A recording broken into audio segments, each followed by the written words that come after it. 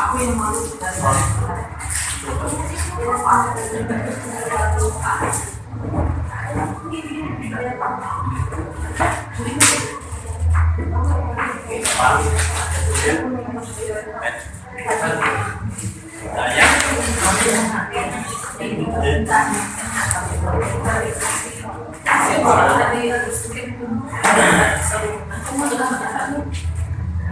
Oke. Dia bakal kita masuk saya di jauh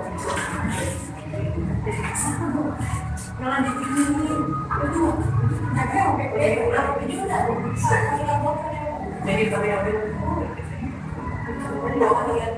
soalnya suka lihat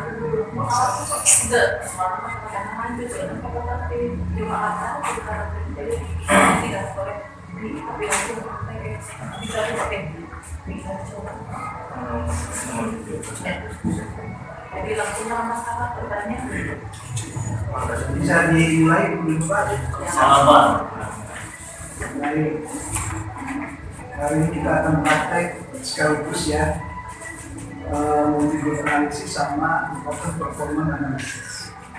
Jadi saya sebenarnya sudah ini saya ingin mencontohkan jurnal yang saya buat ya. Mata PLS, kemudian ada multi-group analisis dan saya pakai important performance analysis. Kita praktekkan. Silakan Ibu dan Bapak buka Smart PLS-nya. Kita buat model penelitian seperti ini.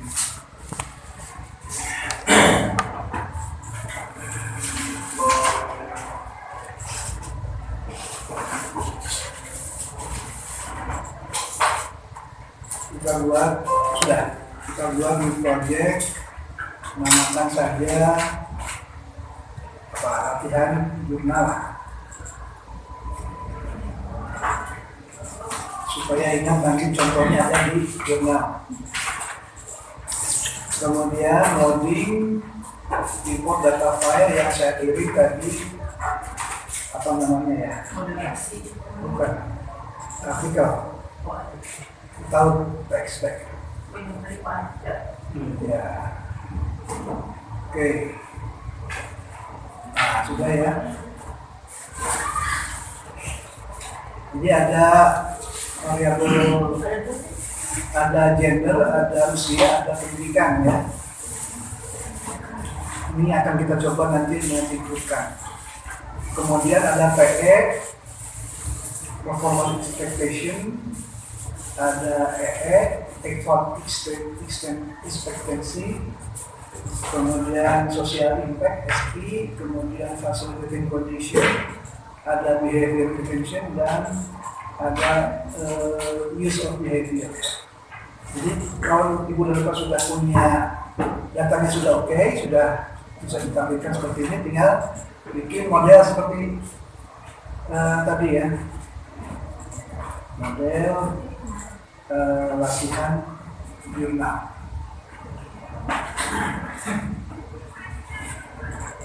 Ini modelnya seperti ini.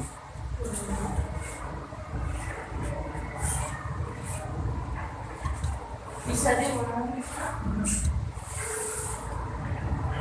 Ibu dan Bapak seperti biasa tinggal loading saja buat latihan nanti.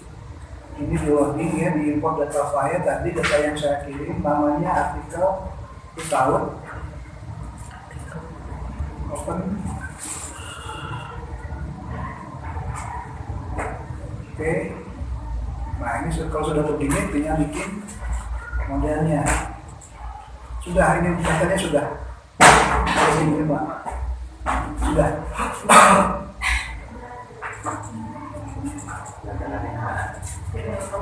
Artikel tahu.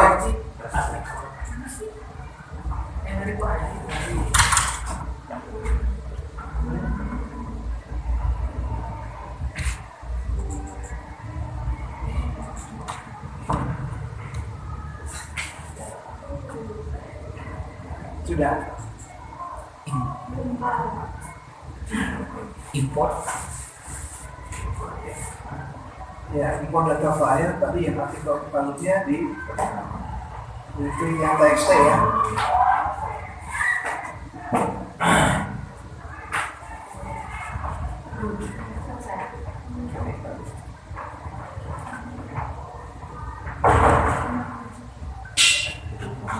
Oke, kalau muncul Pak. Gaya. Saya. Ini muncul.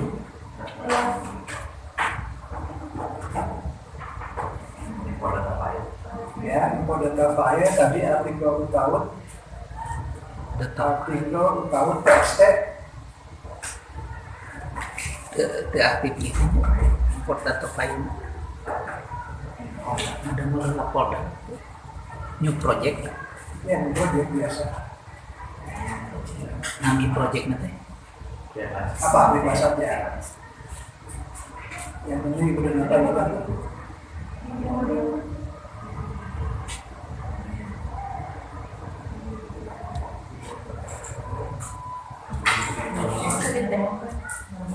terus saya ya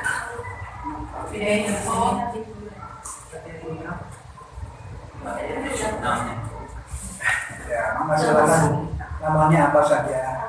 Yang penting ibu dan bapak ingat.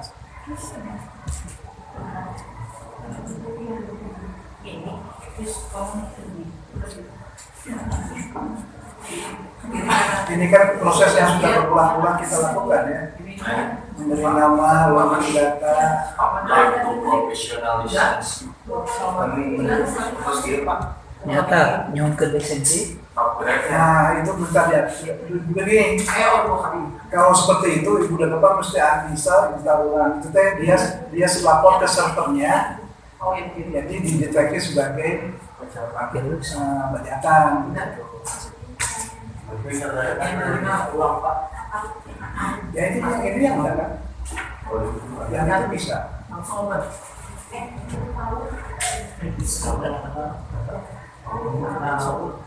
Rendah khususnya Pak.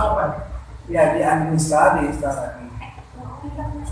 Kalau yang sebetulnya ketika kan biasanya muncul tuh ini Smart PLS 4 di close aja. Ketika muncul Smart PLS 4 di close. Dia minta diupgrade ke Smart PLS 4, diabaikan saja. Nah biasanya ketika ibu memakai ini kemudian connect ke internet, dia mungkin dalam beberapa saat itu dia lapor ke servernya.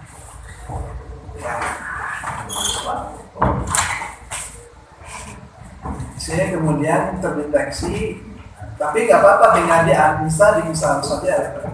Cuma memang butuh waktu gitu ya.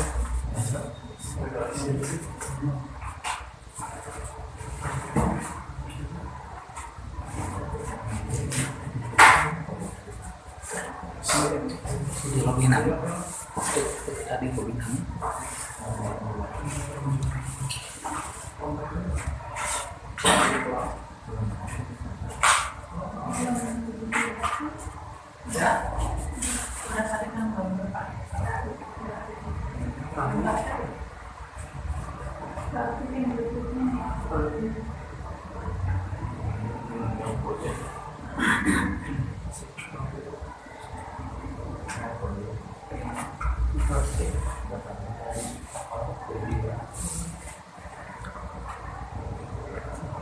itu lisensi dari tahu lah apa yang masuk itu udah terus sudah melaporkan aja langsung itu dia file ya import data file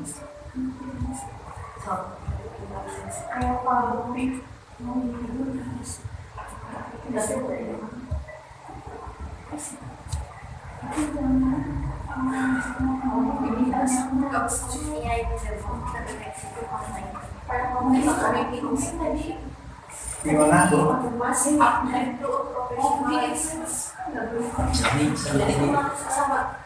sudah di uninstall ulang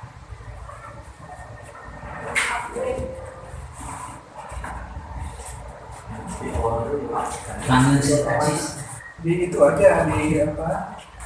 Di install.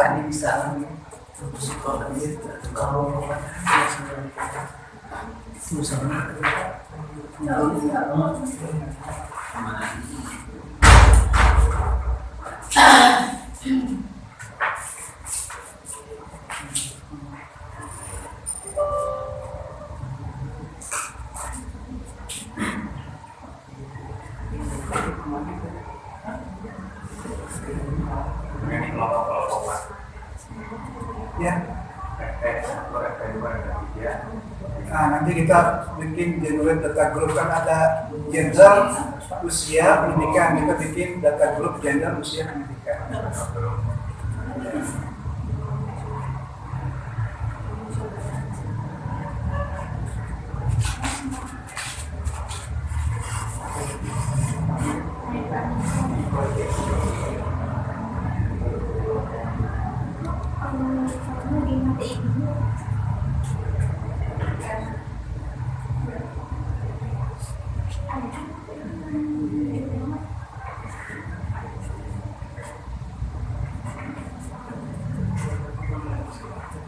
Harusnya yang versi gratis pun bisa sih eksekusinya, cuma dia nggak bisa copy gitu, yang itu yang nggak bisa simpen.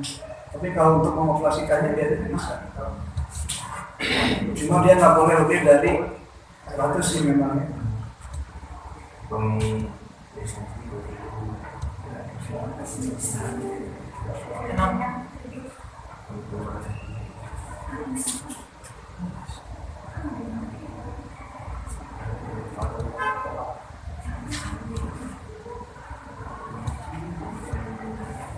Tapi saya sudah 4 tahun pakai ini nggak pernah minta lisensi. Artikel 12 ya legal.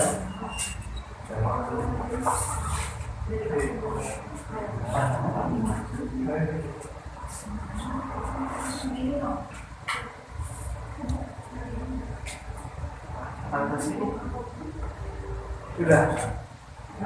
Nah, bagi yang sudah bikin data group di klik raw file, kalau kemudian Bapak masih ingat, generate data group, bikin gender,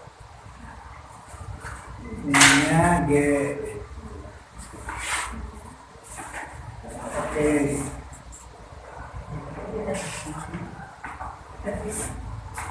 Ini yang 61 kita rubah menjadi perempuan, wanita. Yang gender satu lagi, yang 139 kita rubah jadi pria. Jadi kita punya data pria dan wanita di gender. Ya, di data yang G Pak. Ya, nanti yang U usia, P pendidikan. Kalau usia ya misalnya 20 sampai 40, nanti yang duanya lebih dari 40. Kalau pendidikan dasar menengah, yang satunya pendidikan tinggi.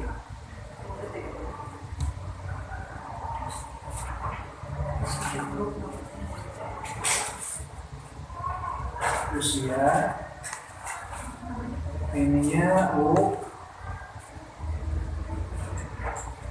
Nah, sama ada 2 ya.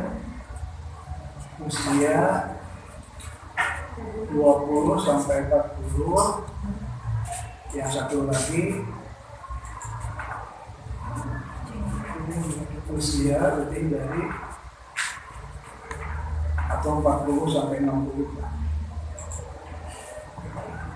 Oke. Kemudian yang terakhir pendidikan. Pendidikan ininya P.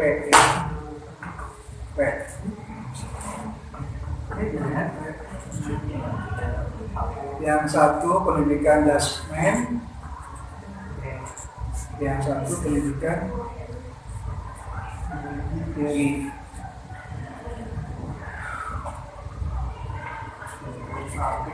Oke. Jadi kita punya 3 kelompok: gender, pendidikan, dan usia. Gender pria wanita, pendidikan dasar menengah dan tinggi, usia 20-40, 40-60.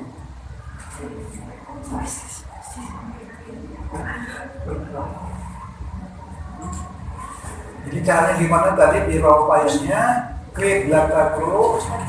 Nah, nanti kan ada name prefix-nya gender gitu ya. Usia Pak. Nah, grup kolomnya G. Grup kolomnya G.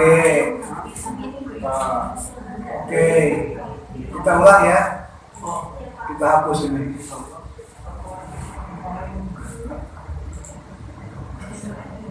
Generate data group, kan ada gender, usia, pendidikan, gender dulu, misalnya gender. Grup kolomnya G, berarti kan G. Oke.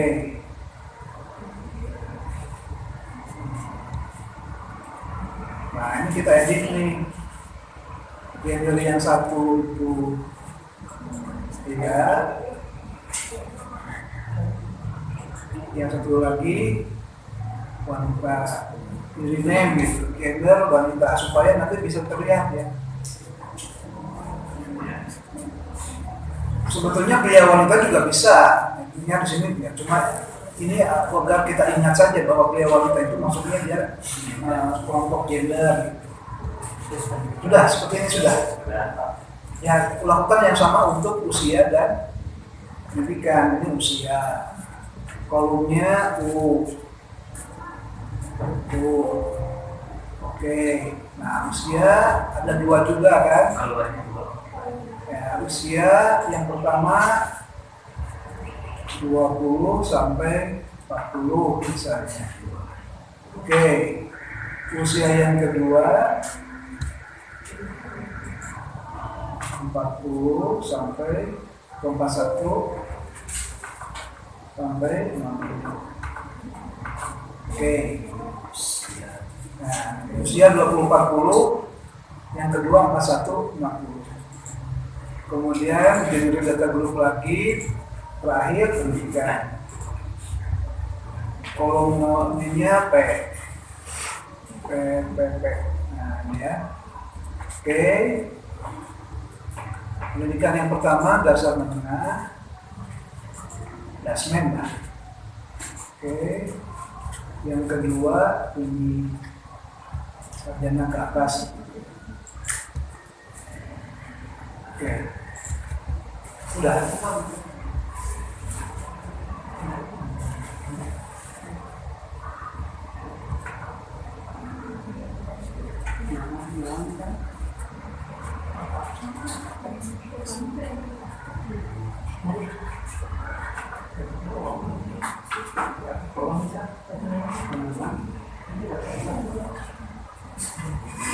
Sudah.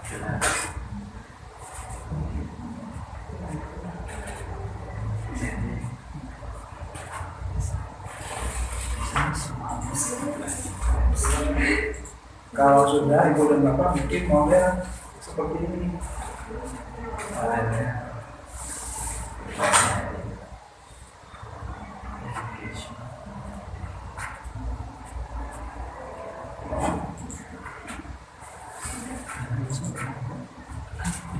Nah ini ya, model seperti ini.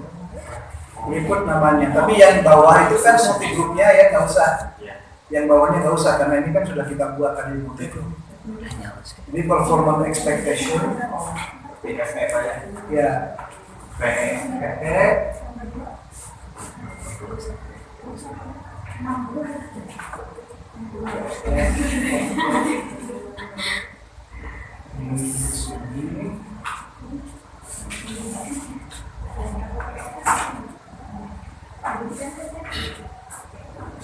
Performance expectation, default expectation, social impact, facilitating condition, behavior intention, kemudian itu use of behavior. Aku lah ya kalau coba, ya.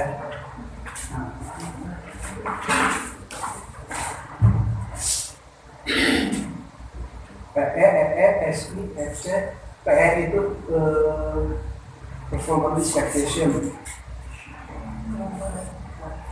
IE, default expectancy.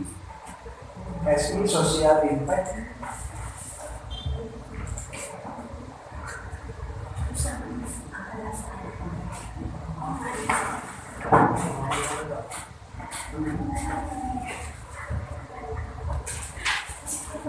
Yang use behavior-nya tahu Pak. Ini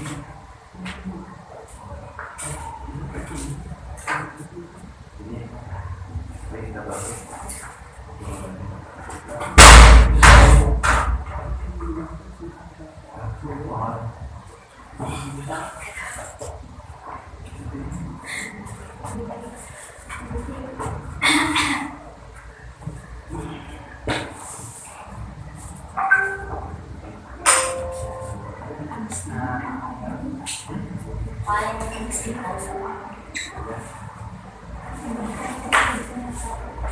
Silakan, mari kita buat.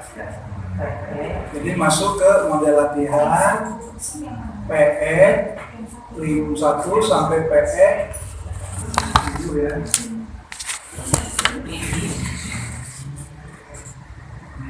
PE sampai 4, SI sampai SI 6,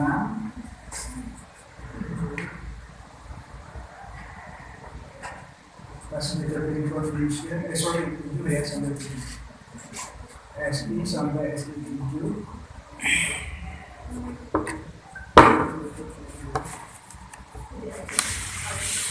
FC sampai FC 5.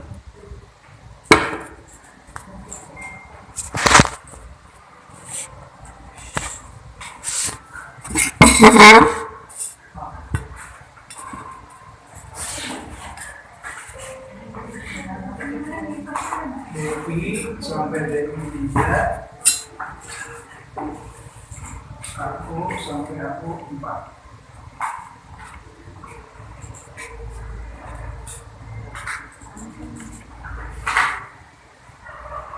Nah, kita konekkan ini ke sini, ini ke sini, ini ke sini, ini ke sini. Ini ke sini, ini ke sini. Nah, kita biru ya. Tinggal kita ganti ini namanya. Ini performance expectation.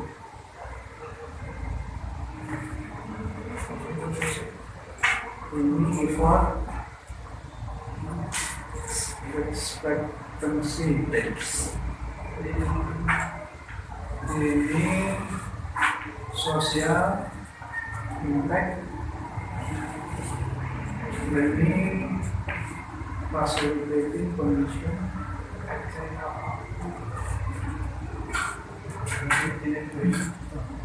Ini behavior condition.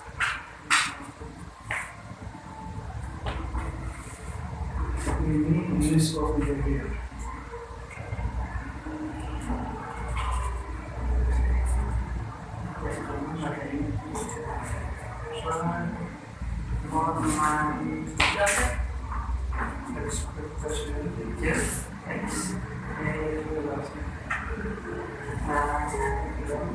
Expectancy.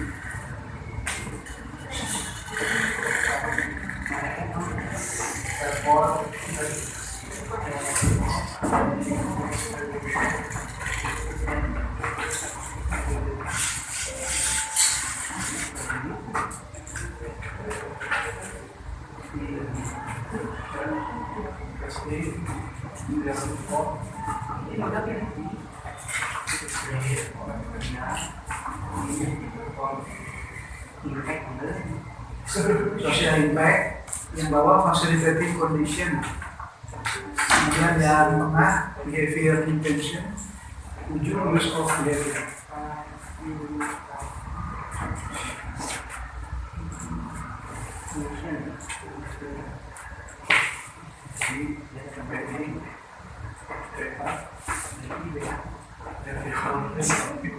Behavior intention.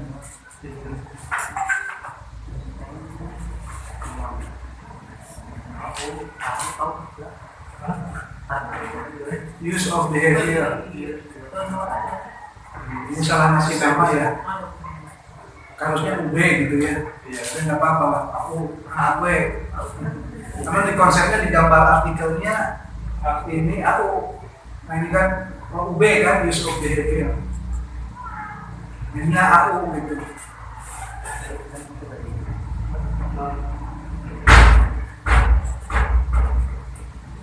Sudah. Sudah semua. Multi grupnya tadi sudah.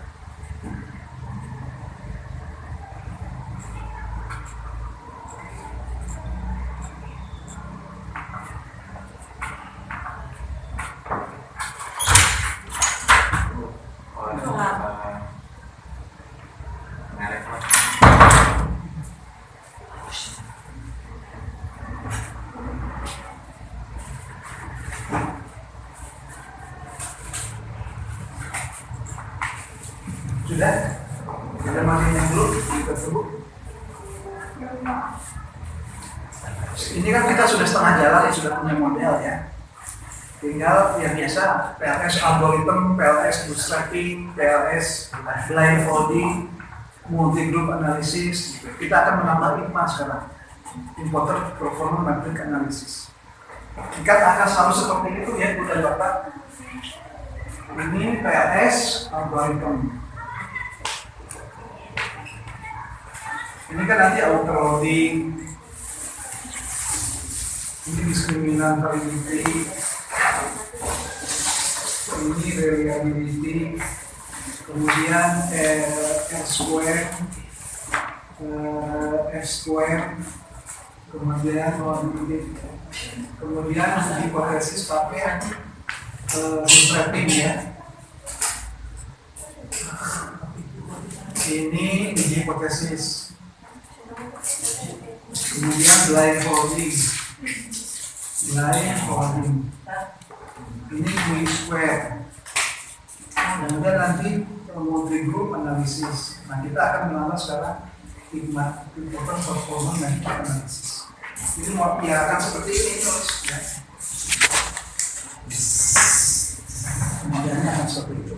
Tergantung apakah misalnya ini kita akan pakai ini atau enggak ya. Kalau misalnya uji hipotesis saya cukup sampai sini. Kita akan menambah multi group ya, tambah multi group. Kita akan menambah importer performance dan lain sebagainya. Sudah.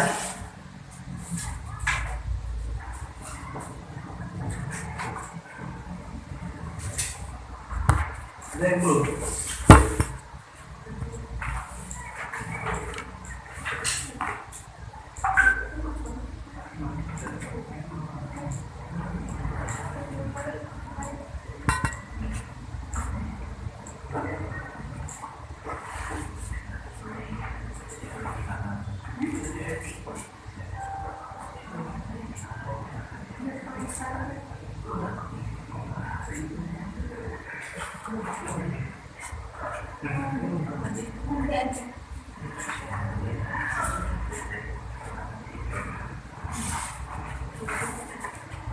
Nah ini saya sudah punya contoh nanti di tesis ya.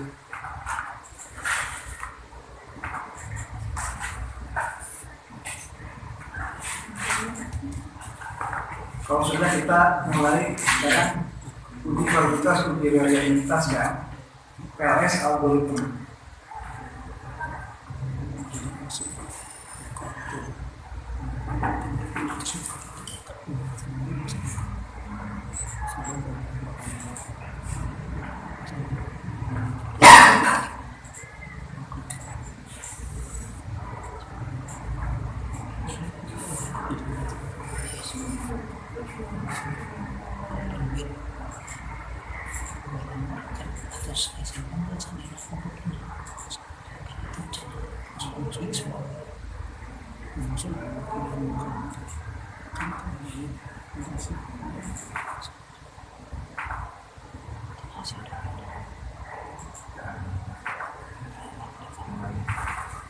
Sudah.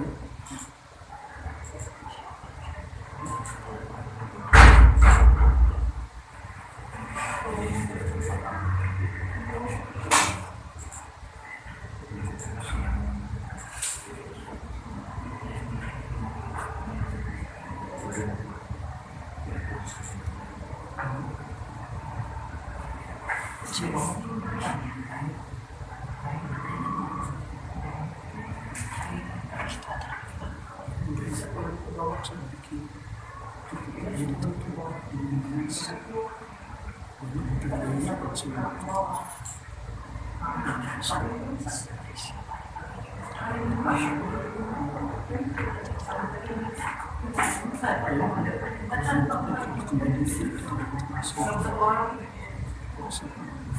pakai teori Utaud ya. Utaud memang modelnya seperti ini, kita nggak bisa ubah. Cuma saya menambahkan multipliknya, jadi saya menambah hitungan gender, usia, sama pendidikan.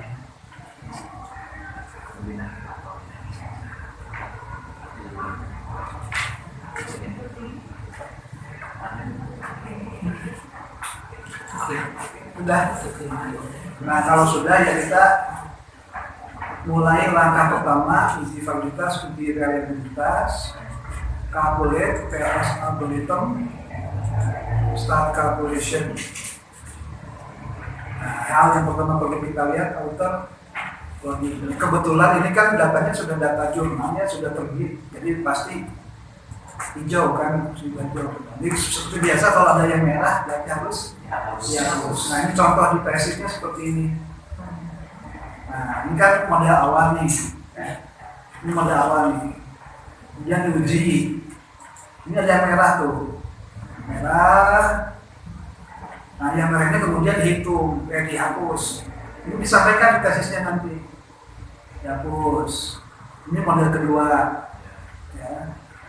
Diuji lagi, oh ternyata masih ada yang merah, hapus lagi. Nah ya, mungkin nggak ya, mungkin saja sampai kemudian nanti hijau semua. Nah ini model akhir, ya. Model akhir setelah semuanya oke. Nah ini kan hijau semua, valid semua, ya. Oke, itu langkah pertama interloading. Nah kemudian langkah kedua kan yang construct reliability dan validity. Nah ini kan alpha formula, rho E, composite reliability sama average variance extreme effect. Ya, ini dilaporkan. Bisa ditabelkan bisa, tapi dalam contoh kasus tesisnya Bu Devi ini ya dicicil satu-satu AP-nya dijabarkan gitu ya. Formula record ke ininya dijabarkan, cross loadingnya dijabarkan. Kalau bisa boleh saja. Ini kan alpha formula ininya disampaikan, kemudian description validity-nya, formula record-nya disampaikan, cross loading-nya disampaikan, HPMT-nya disampaikan. Tetapi dalam penelitian saya yang ini saya tidak cross loading-nya tidak saya sampaikan. Kenapa? Karena sudah terlalu ini ya. Alpha formula-nya yang dilaporkan. Kalau dalam penelitian saya kan di breakdown begitu ya satu-satu. Kemudian rho E-nya dilaporkan, CR-nya dilaporkan, AV-nya dilaporkan. Kemudian, nah ini disatukan begitu ya, satukan seperti ini. Tapi dalam kasusnya Bu Devi tadi dia dicicil, ya biasa lah, karena lo kan. Kalau jurnal kan dibatasi ya, ini diskriminan validity-nya. Ya, jadi saya melaporkan formula record sama HTML saja. Cross loading-nya enggak, ya boleh saja nih. Formula record ini sama HTML ini cross loading-nya nggak saya laporkan karena terlalu panjang, terlalu banyak dan sudah terwakili, ini sudah reliable lah gitu ya. Dua alat ukur ini sudah mewakili. Jadi concept reliability ini dilaporkan, kemudian discriminant validity dilaporkan. Di tesisnya juga demikian ya. Outer loading tadi di awal juga dilaporkan. Jadi sampai kemudian hijau semua, ya, sampai kemudian hijau semua. Concept reliability, validity, kemudian R square di atas. Nah ini juga, ya, ini kelihatan pengaruhnya berapa persen? 48% ya, R square kan. Pengaruh behavior intention itu di tengah ya. Ini kan pengaruh PE sama FI sama behavior intention itu 0,48% atau 48%, 0,4. Itu pengaruhnya apa? Yang cukup kuat gitu. Use F behavior yang ini lah ya, kita lakukan ini 0,165 gitu ya. Ini pengaruh yang lemah sebetulnya. Kemudian ini F square Ini disampaikan nih di tesisnya, disampaikan nih uji reliabilitas ya. Nah ini dicicil ya banyak, dicicil, dijelaskan, disampaikan tabelnya, dijelaskan. Ya. Ini di inilah tumbuhnya ini mah. Kemudian, ini hasilnya ya. Nah ini hasil statistik deskriptifnya seperti ini. Statistik deskriptif itu penting untuk mengidentifikasi mana yang puter item mana yang menurut responden paling lemah kan. Nah, yang paling lemah itu yang perlu kita tingkatkan. Ini statistik deskriptifnya, ada frekuensi, persentase dan lain sebagainya. Nah, kita skip sampai ke kemudian hipotesis ya. Nah ini ini diulang tadi ya, model penelitian uji hipotesis. Nah uji hipotesis kan didapat dari bootstrapping ya, bootstrapping. Nah silakan boleh Bapak. Ini hasilnya sama nggak tadi dengan yang saya? Sama ya. Silakan bootstrapping. Ininya 5.000 ya, 5.000. Start calculation.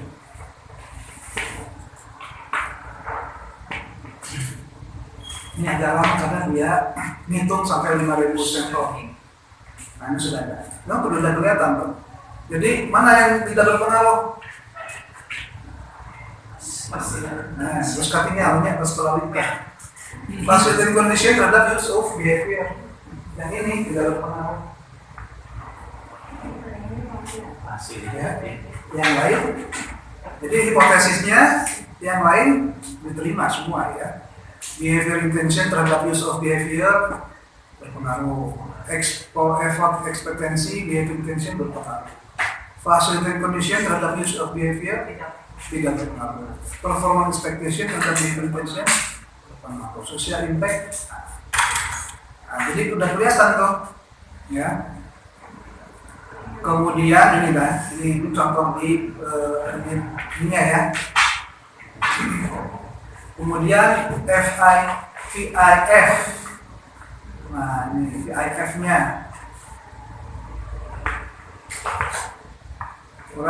harus kurang dari 5.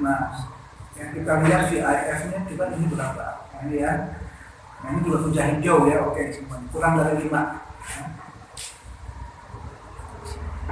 Dilaporkan seperti ini. Nanti saya sampaikan contohnya ya. Kemudian PET koefisien, ya, pengaruh nih, ada pengaruh positif, ya pengaruh positif. Ini kebetulan kan kasusnya nggak sama. Nah kalau dari saya, ini tadi juga dibahas ini ya. Struktural modelnya ini dilaporkan juga, VIF-nya dilaporkan, Q-square dilaporkan, Q-square dulu ya.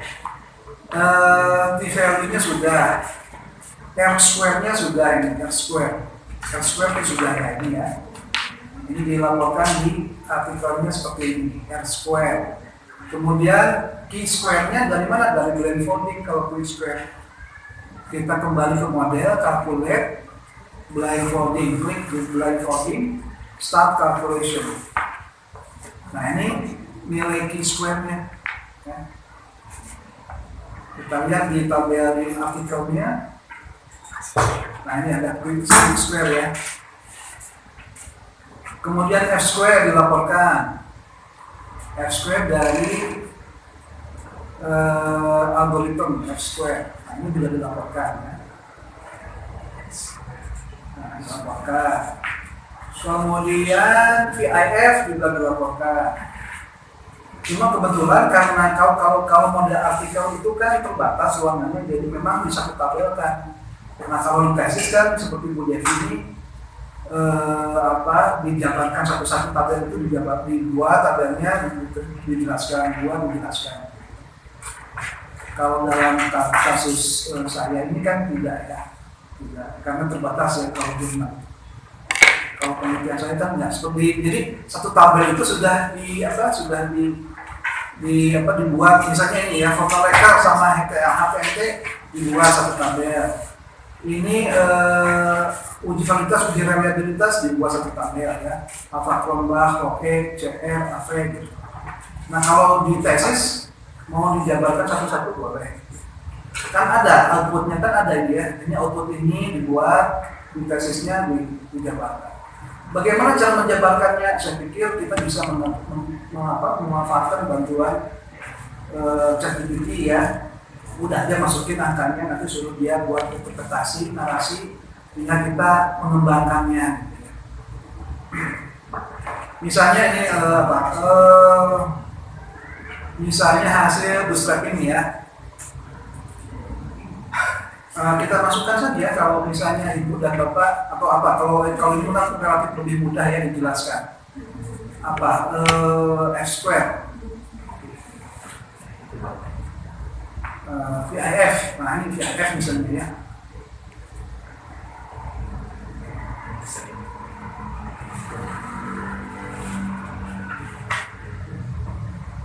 Nanti kalau dimasukin aja ke ChatGPT-nya,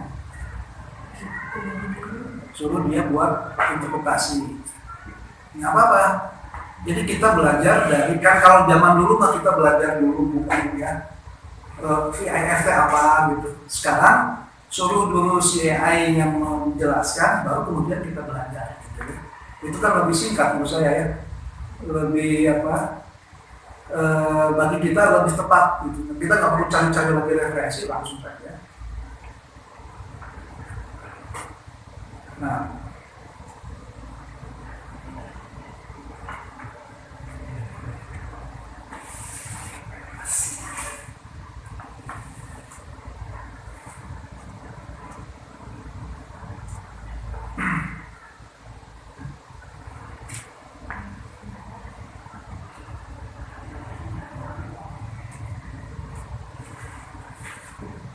ini koneksinya ya.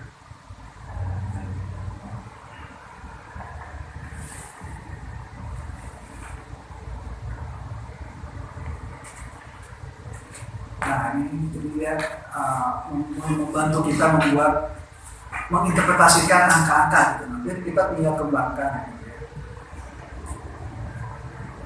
Ini koneksinya jelek ya.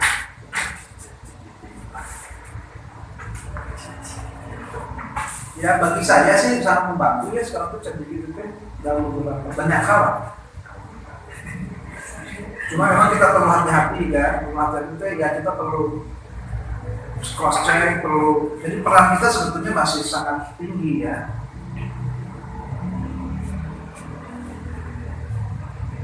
Ini koneksinya jelek ya.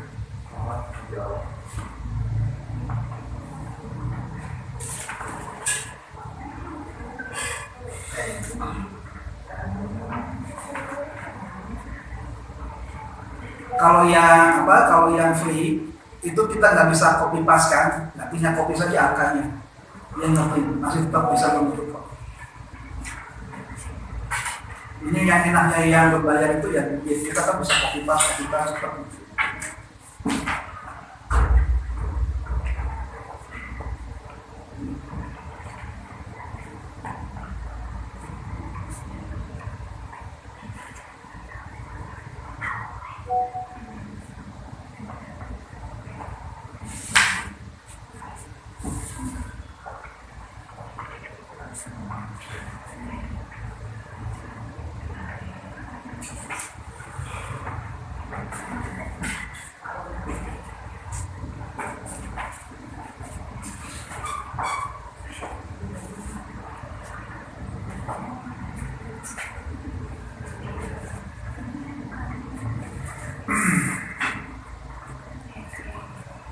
Kan dia sudah bikin narasi sendiri, dia sudah bisa menjelaskan.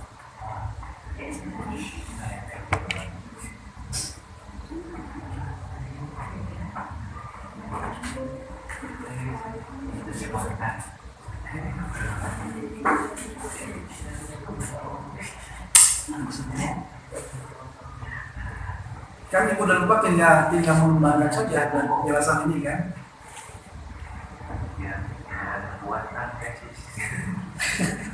Nah, semua nilai VIF dalam analisis ini berada di bawah 3, menunjukkan bahwa multikolorialitas tidak menjadi masalah dalam area kan gitu ya. Lalu dan sebagainya. Ini contoh. Nah, ini di dalam contoh Bu Devi. Nah, ini kan di breakdown satu-satu ya. Nah, dalam kasus kita penelitian yang tadi, nah ini kan semuanya ini ya, semuanya bukan semua, ada satu yang hipotesisnya ditolak ya. Oke, setelah itu multi group analisis kan. Ini setelah ini semua beres, kemudian multi group analisis. Nanti Ibu dan Bapak bisa lihat contoh Ibu Devi ya. Bu Devi ini bootstrappingnya, uji hipotesis, R square-nya ini ya. R square-nya juga disampaikan, F square-nya nanti disampaikan, F square ini exercise, kemudian Q square-nya ya. Nyontoh, kayak nama bahasanya mah kesini kan. Ini pengujian hipotesisnya, diterima ditolak.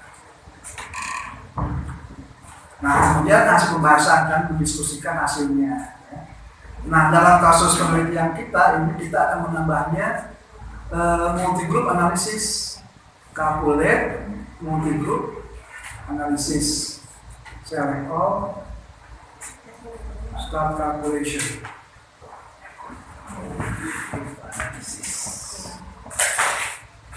Select all, Pak.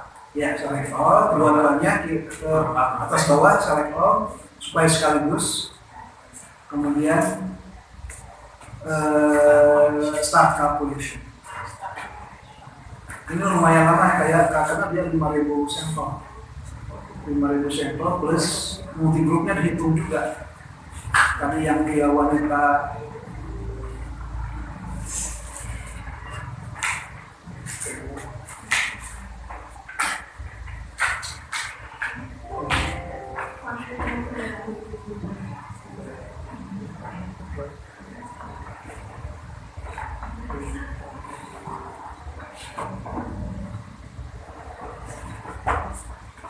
Nah, apa manfaatnya multi group analysis? Ya, kita bisa mengidentifikasi bukan hanya pengaruh sebuah variabel terhadap variabel lain, tetapi juga kita bisa mengidentifikasi pengaruh dari grup-grup tersebut. Tadi misalnya pria dan wanita beda nggak? Nah, misalnya behavior intention terhadap use of behavior sama nggak pria dengan wanita? Sama nggak tingkat pendidikan yang tinggi dengan yang rendah? Sama nggak usia 20 dengan usia 50? Kan dengan mengetahui hal seperti itu kita bisa punya gambaran lebih komprehensif, sehingga kemudian kita bisa menawarkan strategi atau solusi. Ini kan penelitian mengenai penerimaan teknologi ya. Zaman COVID dulu kan banyak aplikasi tuh. Saya meneliti penerimaan teknologinya di mana gitu ya. Ternyata ini cukup lama ya. Nanti kita tunggu lah. Nah ini, tapi ini hasilnya ya, kita loncat dulu terus hasilnya. Nah ini nanti hasilnya seperti ini, Ibu dan Bapak di dua tabel ya. Kita lihat grup analisis result. Gender, behavior intention terhadap use of behavior tidak signifikan. Ya. Yang signifikan yang mana? Facilitative condition ke use behavior. Ini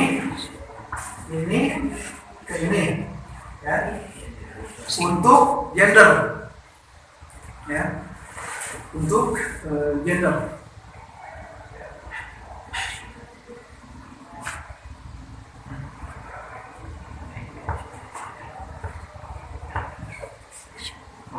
Ya, untuk gender ya, ini ada pengaruh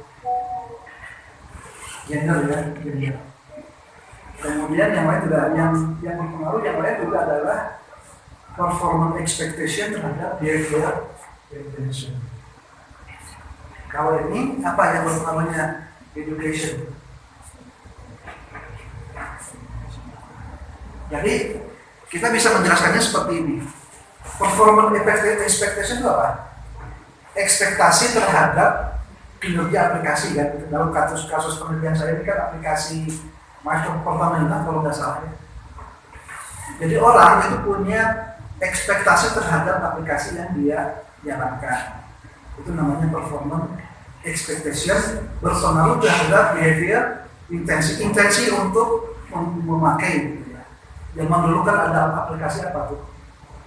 COVID waktu zaman COVID itu. Vaksin ya. Iya, yang vaksin yang peduli lindungi ya. Peduli lindungi. My Pertamina kesininya, gitu. Itu kan kita uji. Ternyata yang gender dulu ya, tidak ada pengaruh antara pria dengan wanita. Yang ada pengaruhnya itu hanya facilitating condition. Jadi facilitating condition ini adalah fasilitasi kondisi-kondisi gitu ya. Misalnya begini, seseorang itu memakai aplikasi di sebuah ruangan yang memiliki fasilitas yang bagus. Nah itu nggak ada pengaruhnya kecuali jadi kalau pria dan wanita itu punya pengaruh beda pengaruhnya antara pria dengan wanita terhadap fasilitasi kondisi terhadap use of behavior ya. Jadi pemanfaatan aplikasinya. Kemudian di yang lain ternyata hanya performance expectation terhadap behavior intention dari edukasi. Jadi begini, tingkat pendidikan itu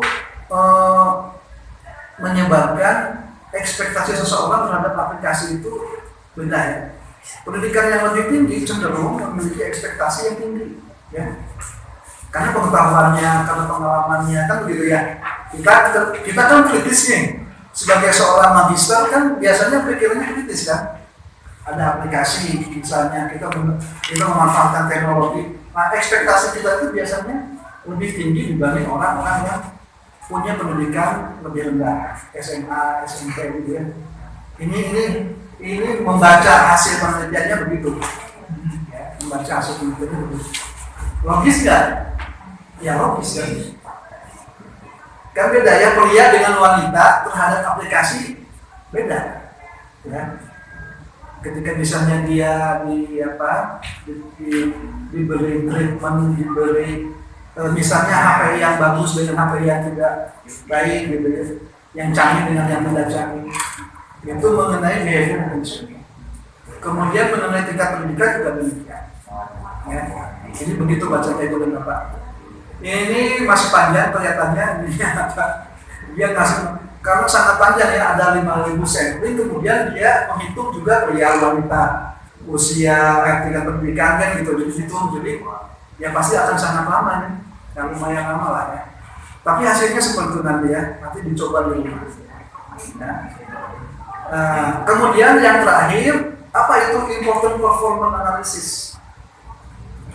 Adalah sebuah analisis di mana si responden mengidentifikasi kepentingan dan kinerja. Ya, jadi begini Pak.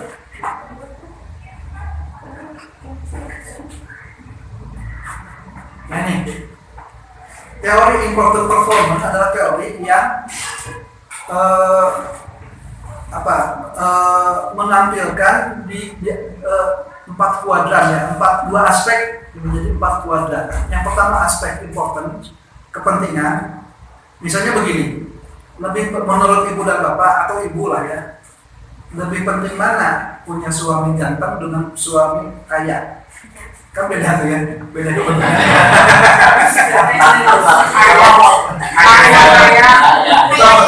Kalau spontan gitu ya, spontan banget. Iya kan? Itu kemudian kan menyebabkan pengambilan keputusan kita berbeda gitu ya. Bagi orang yang mementingkan kekayaan tentu barangkali huntingnya nanti tidak lagi di hunting calon suaminya tidak lagi tempat-tempat yang tentu harus menyesuaikan kan, gitu itu. Kemudian performa itu kinerja ya. Bagaimana kinerja seseorang begitulah ya. Bisa dibayangkan ya, di satu sisi kepentingannya, di sisi yang lain kinerjanya. Nah, kemudian dari kedua aspek ini kemudian terbentuk 4 kuadran. Kuadran A, high importance, low performance. Ya, kebayang ya, kan kuadrannya begitu. Ya, ini important, ini performance. Kan begitu ya. Nah, ini kuadran 1, 2, 3, 4 kan. Yang ini importantnya high, low, performance kan gitu ya. Yang ini high important, high performance. Yang ini low important, low performance. Yang ini low important, high performance. Mana yang paling bagus yang mana? Yang itu Ini ya, importantnya tinggi, performanya performanya tinggi. Nah, bagi indikator-indikator yang berada pada kuadran ini sudah bagus kan, tinggal ditingkatkan. Ini adalah kuadran di mana importantnya tinggi tetapi performanya rendah. Berarti harus ditingkatkan performa kan? Ini ya. Kalau ini ya rumah-rumah ini bisa kebayang ya. Jadi dari materi ini kita bisa mengidentifikasi kira-kira mana nih dari dimensi-dimensi yang kita miliki itu yang perlu kita tingkatkan, gitu ya.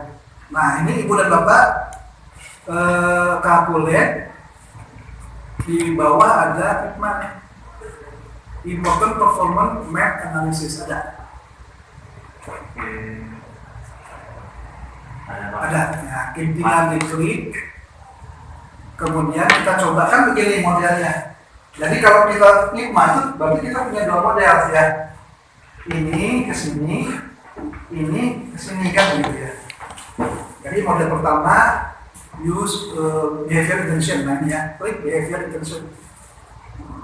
Sudah ada. Start calculation. Nah, sudah keluar langsung hasilnya. Kemudian yang kedua, coba ya. Yang kedua, calculate lagi, IPMA lagi. Yang kedua, use of behavior. Start calculation. Ini juga sudah ada.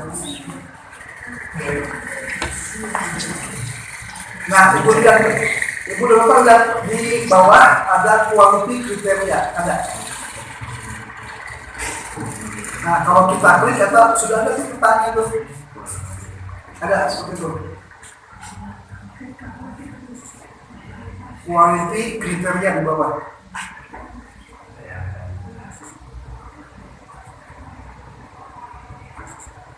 Nah, ini sudah ada gambarnya itu. Jadi yang ini gimana nih? Ini kita yang apa nih? Behavior ini yang behavior intention ya. Jadi ini ada di mana nih? Kuadran mana?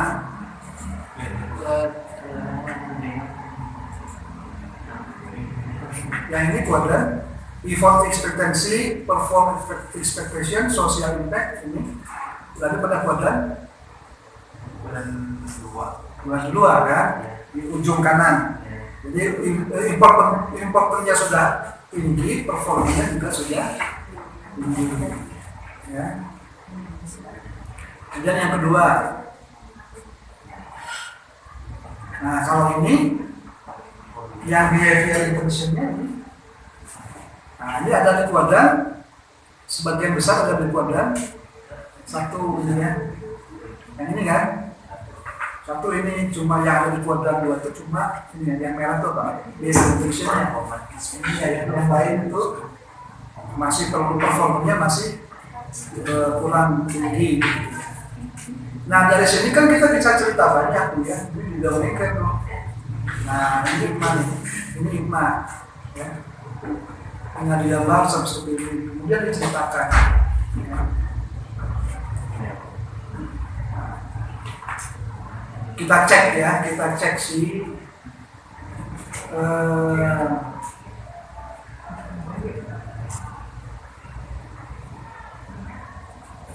motor volume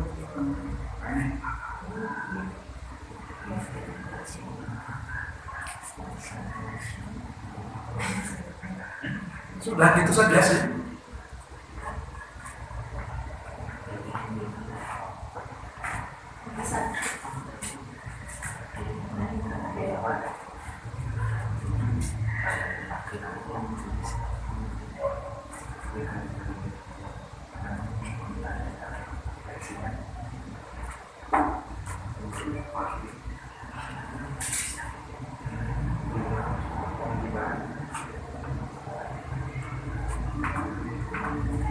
Itu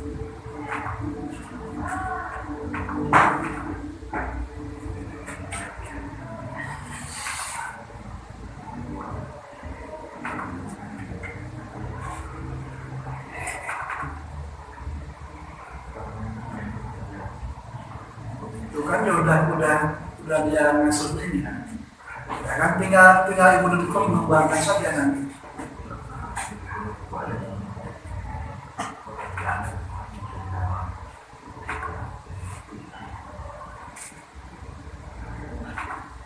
Kan intensi perilaku yang tinggi akan mendorong penggunaan sistem atau teknologi secara aktual. Jadi kalau misalnya kita ingin meningkatkan penggunaan teknologi, penerimaan teknologi, ya intensi perilakunya yang perlu ditingkatkan kan gitu.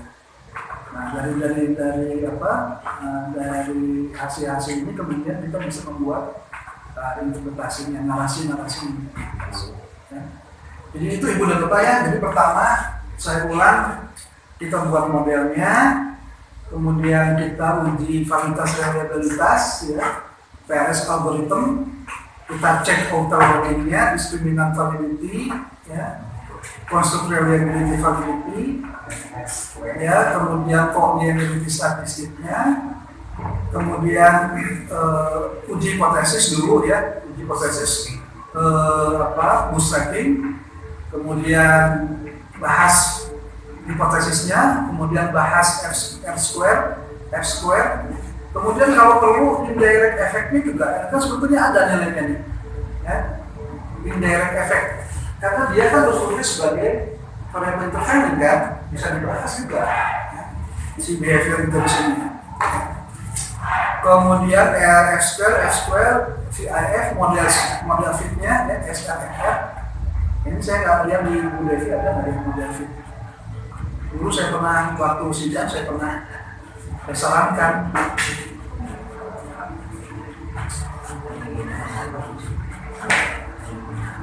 Oh belum ya. Model fitnya juga sebetulnya perlu disampaikan ya. Ini model fit ini SRML terutama ya.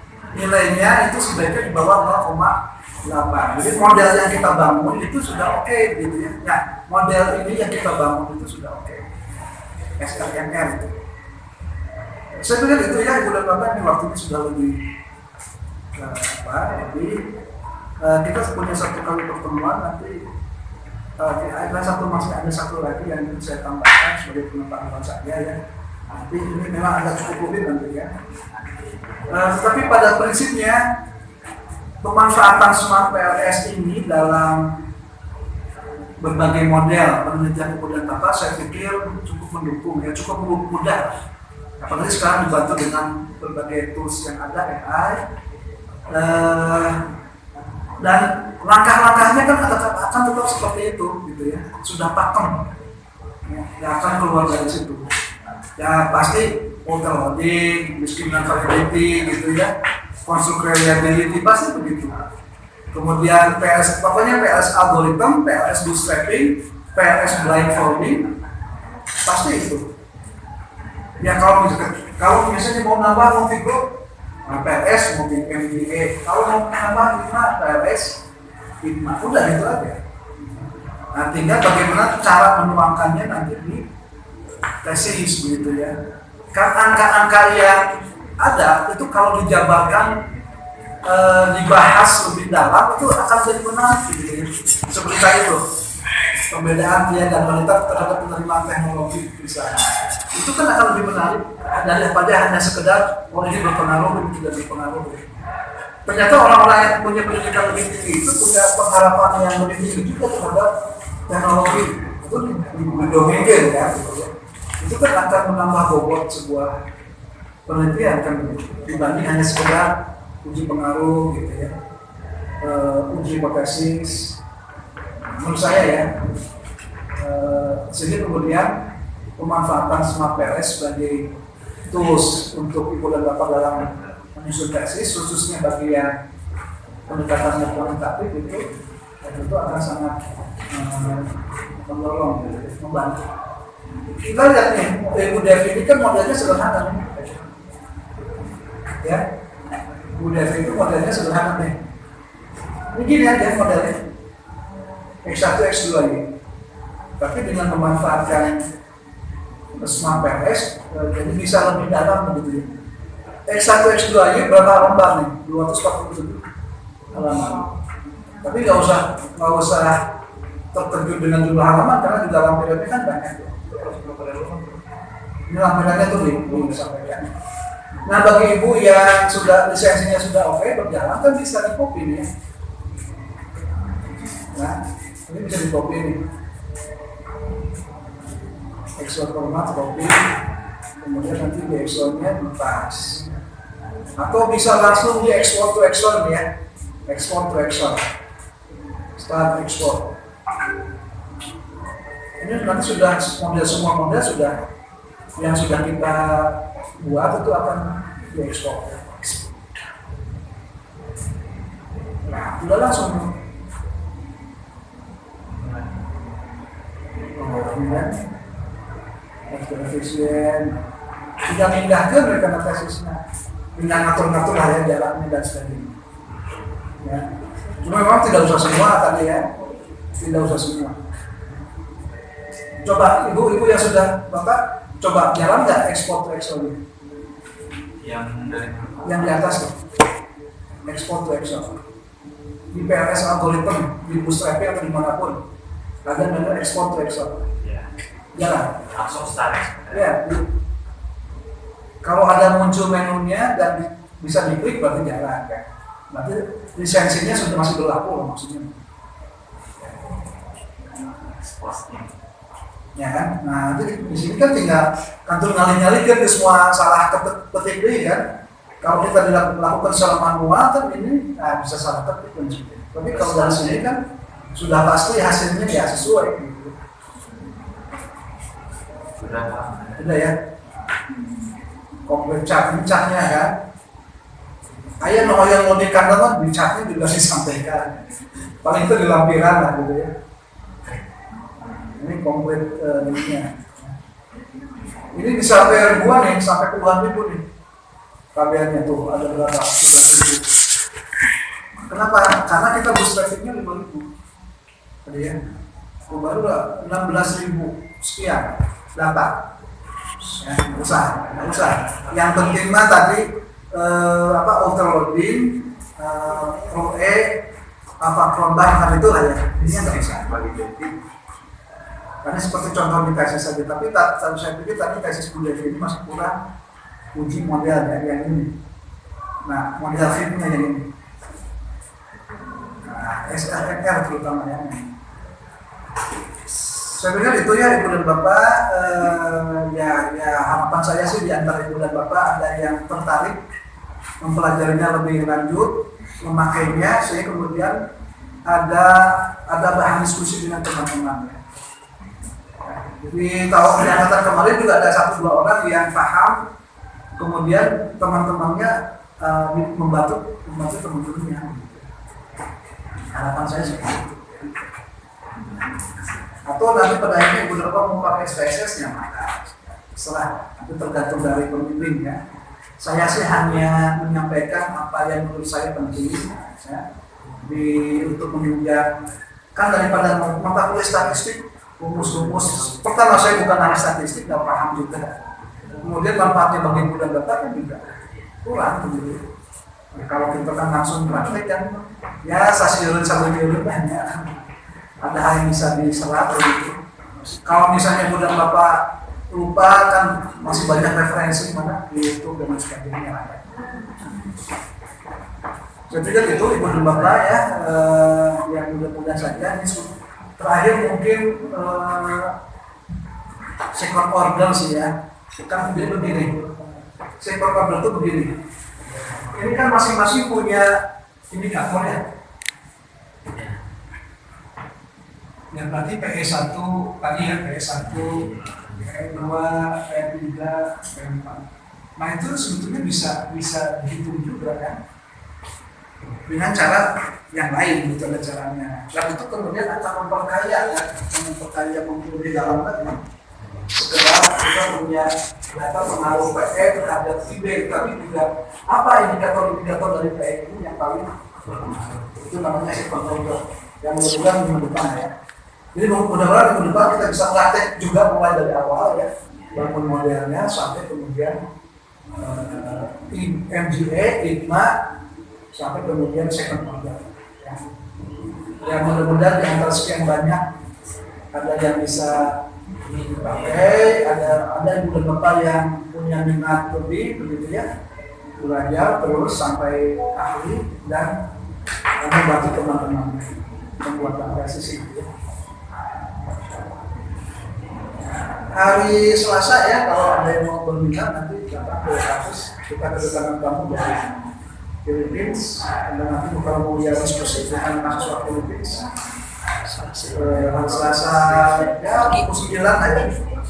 Saya mengundang juga dari Provian, MM, apa yang kita manfaatkan, terutama sih kenapa kita mengundang dari Philippines. Jadi selama ini nilai akreditasi Unidia di poin mengenai mahasiswa asing itu nol. Kita sekarang coba bekerja sama dengan nanti kan bulan Oktober mahasiswa MAP itu ke Malaysia ya, di ITM, bulan mereka kerjasama. Sekarang mahasiswa Philippines ke sini. Ya ini dalam rangka tadi ya, dalam rangka meningkatkan jejaring internasional, dalam rangka mengisi butir-butir penilaian di akreditasi juga. Jadi multi manfaat begitu ya. Dosen kita sebagai dosen juga bisa berkolaborasi. Nah hari Selasa itu sebetulnya hari ini datang malam sore nanti kita sambut. Besok mereka jalan-jalan ke Cangkuang, ke mana lagi lah gitu ya. Hari Senin ada kuliah umum, profesor dari Filipina bicara di kita, dosen dari kita juga bicara. Hari Selasa kita akan undang ke kampus masing-masing di pasar. Ya mungkin nggak banyak 4 sampai 6 orang. Ya yang ngobrol-ngobrol foto-fotonya kan biasanya. Untuk bukti. Karena dari kita nggak begitu ya. Basisnya adalah foto, video. Saya pikir itu ya itu dan bapak tidak terasa sudah mau UAS ya. Tadi saya sudah tanya nilai UAS ya setelah minggu lagi minggu depannya kita sudah UAS. Saya ingatkan ini ya Pak, UP gimana Pak? Harus sudah punya target Juli itu harus UP gitu ya. Beres ujian. Iya, beres ujian. Selama nilainya sudah oke semua, sudah keluar, itu boleh UP. Nah, biasanya soal Pak yang tidak lulus tapi kemarin 15 poin dari lulus apa? PTSO. Dia nggak usah mengganggu proses UP, jalan aja terus nanti berarti berkesal, ya. UP mah ya UP sebut satu hal yang lain. Dapat kesal untuk sidang nanti kan syaratnya masih lebih lah. Ya maksudnya masih ada kesempatan. Jadi nggak usah terganggu sama PTSO. Yang PTSO diusahakan terus ya. Di pelatihan lagi diusahakan. Hanya kan kerja sama jokinya. Apa yang harus diajar? Diajar. Tak biasa. Iya. Gitu ya, boleh Bapak. Jadi ini mana yang mahasiswa bimbingan saya? Bapak. Mohon maaf Pak. Intensif saja Bu ya, Bapak. Saya sih menawarkan jurnal, saya bantu begitu ya. Tapi kalau misalnya kan beginilah ya, khusus bagi mahasiswa bimbingan saya, mudah-mudahan juga dilakukan oleh mahasiswa bimbingan yang lain. Kalau saya sih inginnya ibu dokter langsung terjun ya ke lapangan, ambil data, jangan dulu dipusingkan dengan latar belakang mukar itu ya. Nah, begitu topiknya ditentukan, metode ditentukan, langsung ke lapangan gitu ya, ambil data. Ya. Jadi kemudian kita bisa opsinya bisa langsung ke artikel gitu ya, atau tesis gitu, kalau datanya sudah. Jadi jangan sampai, kalau saya sih ya, nggak tahu sih. Punya senjata. Punya senjata. Punya senjata. Sebenarnya. Ke lapangannya. Iya makanya konsultasi dulu.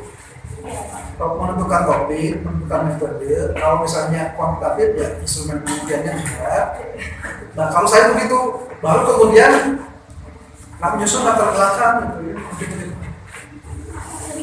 Sedikit gambaran Pak. Jadi kalau saya bikin jurnal, itu latar belakang sama metode itu terakhir. Ya. Nah, saya akan serahkan juga di tesis ibu dan bapak ya, bagi bimbingnya saya.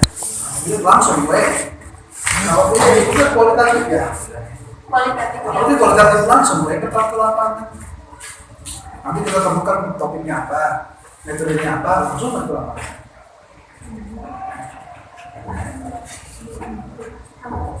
Jadi dibalik nanti kasih atas saya, kantun ke awal ke latar belakangnya. Itu ada bumbu, ini latar belakang, bab 2, bab 3, bumbu atau dan yang penting makan hasil. Data. Inti dari tesis itu ya bab 4, inti dari artikel itu ya hasil, research and discussion kan. Latar belakang ada bumbu menjustifikasi. Ya. Dengan cara begitu saya pikir lebih enak ya. Hasilnya sudah ada, kita tinggal merancang umacarana di awal sampai akhir. Ya, kalau tidak punya mah ya harus naik tangga gitu ya, 1, 2 kan begitu ya. Ini tangga 1, 2 kan bagi anak kecil itu kan harus 1, tangga ke 1, ke 2, ke 3. Kalau bagi orang dewasa kita katakan kata-kata memang turun kan lihat deh, kita bisa begitu. Analoginya begitu. Awal dari sampai ada penulisan tesis misalnya kita mau ke penelitian di Sawia, itu kan kita memberikan angket dan lain sebagainya. Itu kan awalnya apakah kita dikasih surat dari fakultas atau ada Ke Kesbang Bu. Kita nanti berkirim surat ke Kesbang mengeluarkan izin penelitian. Nah yang ke dinas-dinas ke sekolah itu surat dari Kesbang, bukan dari kita. di tempatmu melangkah. Nah nanti ibu dan bapak misalnya penelitian butuh surat. Nah kalau pra penelitian boleh dari kami. Nanti admin ada surat, mana sama pas sekolah. Tapi nanti setelah penelitian yang resmi itu harus ada dari Kesbang. Itu susah ya. Walaupun di sekolah sendiri juga harus pakai surat. Ya. Itu etika penelitian. Itu susah ada. Terus biasanya sehari juga beres. Pak, yang udah lama ada waktu ya terakhir. Ibu gitu ibu dan bapak ya. Ya, Pak. Nah, semangat lah saya berharap bulan Juli itu sudah ada yang begitu ya. Supaya jauh-jauh gitu ya. Jadi kalau Juli UP itu hampir bisa dipastikan Maret itu sudah lulus ya. Juli, Agustus, September, Oktober, Desember, Januari, Februari kan cukup tuh 7 bulan ya. Lamun Desember sampai UP hoyong lulus Maret, atau karena kepemimpinnya kayak rada apot gitu teh. Kadang-kadang dilematis ya pemimpin teh. Hari dilolos ke enggak ini kan belum layak gitu. Nah, itu ditahan karunia gitu. Yang untuk menghindari itu sedini mungkin UP kuncinya di UP. Jadi misalnya kalau UP-nya September, Desember, apalagi Januari ya agak berat ya untuk lulus Maret itu. Sementara target kita kan Maret ya. Makanya kita sangat